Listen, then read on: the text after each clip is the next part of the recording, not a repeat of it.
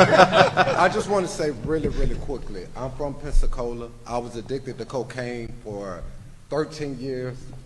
I live in Jacksonville now. I've been sober for 8 years. And thank you.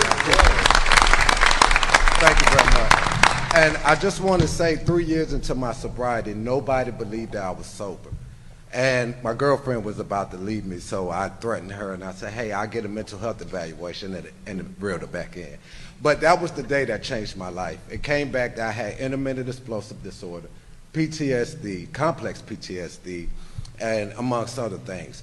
But the intermittent explosive disorder is the one thing that kept me violent in the street. I didn't know I had it. I thought it was normal. So I would quickly explode on people. That sometimes led to gun violence. So when you have mental health in effect, that changes. That was everything that was brought up today. I thought you all had some great points. Mental health will solve 70% of the problem. I'm a mental health professional now. I work in Jacksonville. I work with one of the DCF managing entities over there, LSF. I answer the 988-211 calls, suicide crisis calls, and hopefully, if this meeting goes well tomorrow, I bring my talents back home. And I just want to say that I appreciate all of you. I appreciate everything you guys do. But, sir, you said the one thing that I think should have been resonated more than anything, and that is mental health. Mental health. These young men out here, they're walking around with so much mental health.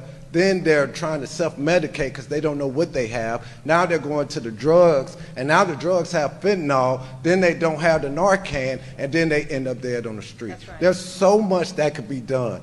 Right. Councilman Wiggins, Commissioner May, I was going to call you Chief, I'm sorry, Sheriff, and Chief Randall. I've worked with all of you in some capacity over the last 12 years. I appreciate everything you guys are doing. I brought with me Willow. He puts on a happy hour downtown, and he has a nonprofit called Weather Together. And I know the young man that's pulling these triggers, they're not going to be here, man. Why would we expect them to be here? Because if they would be here, then we wouldn't have a topic to talk about. Right. Because then that means they recognize the problem and they want to put an end to it. But we talk to these guys every day. So we would love to have a meeting with you guys privately, away from the cameras, and let's have some serious dialogue with mental health leading the way. I appreciate it. I wanted to make it really quick. Thank y'all. Thank you, Jermaine. Brian?